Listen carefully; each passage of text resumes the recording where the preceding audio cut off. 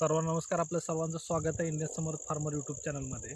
आज आपण एक फर्टिलायझर ॲप्लिकेटर बघणार आहे की जो आपण आत्तापर्यंत काय करत होतो की हातात घेऊन किंवा टिक्क्याच्या माध्यमातून आपण लागवड देत होतो, पण ती देताना आपल्या हातातच सगळी येत होती. म्हणजे त्यामुळे केमिकलचा इम्पॅक्ट आपल्या शरीराला थोडासा तरी जाणवत होता. दुसरी गोष्ट काय होत होती की एक समान सगळ्या क्षेत्रामध्ये पडत नव्हती. आता हे जे नेपच्यूनचं जे फर्टिलायझर ॲप्लिकेटर आहे ना, त्याचं अनबॉक्सिंग पण दाखवतो तुम्हाला. आता हे वरून दाखवतो. हे जे वरचं आहे हे तुम्हाला पाहिजे तसं खत देता येतं आणि एका वेळेला 2 सऱ्यांना देता येते असं आहे. म्हणजे दोन्ही ॲप्लिकेशन आहेत. इथे तुम्हाला दाखवतो, मी लक्षात येईल थोडंसं. वर अशी त्याला जाळी दिली आहे त्याने वरच्या बाजूला, जेणेकरून आता आपला खताचं हे जाणार नाही किंवा डिकळा जाणार नाही.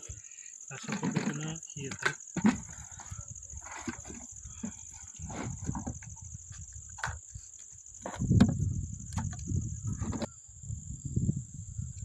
ओके, आता आपण जोडून घेऊया. अशा पद्धतीने जोडायचं मग दाखवतो. बघितले आतनं तर हा एका बाजूला असा उतार दिलेला आहे, जेणेकरून आपल्याला खत एका बाजूलाच देता येईल अशा पद्धतीनं. आणि मस्त आहे, आपण वापरताना सुद्धा आता बघतोय.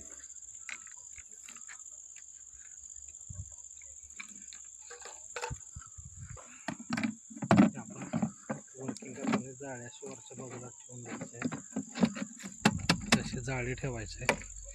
खायला बाजूचं सेटिंग महत्त्वाचं आहे. ही जे आपण बघतो ह्या नटाच्या माध्यमातून किती खत देणार आपण बरोबर त्या साईजनंच पडतं खाली. आपण कमी ठेवलं तर कमी, जास्त ठेवलं तर जास्त, असं याच्यावर ॲडजस्ट होत आहे. खत टाकतो त्याच्यात.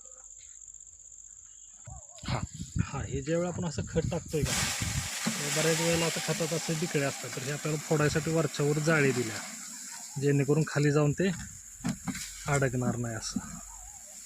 असं खत आपण देऊ शकतो. असं डिकळं फोडून घ्यायचं वरच्यावर, म्हणजे खायला बाजूला काय जाणार नाही. असं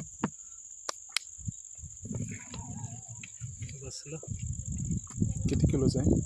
सरासरी 15 किलोच्या आसपास बसेल ह्याच्यामध्ये खत.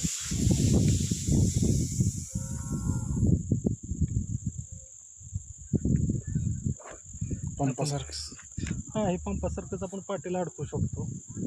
आता इथं मग दाखवतो. इथं आपण आपल्याला इथं आता खत द्यायचं आहे. तर इथं बरोबर जेवढं आपल्याला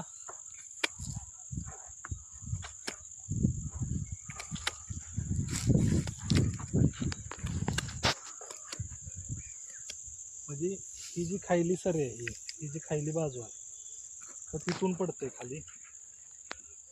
हे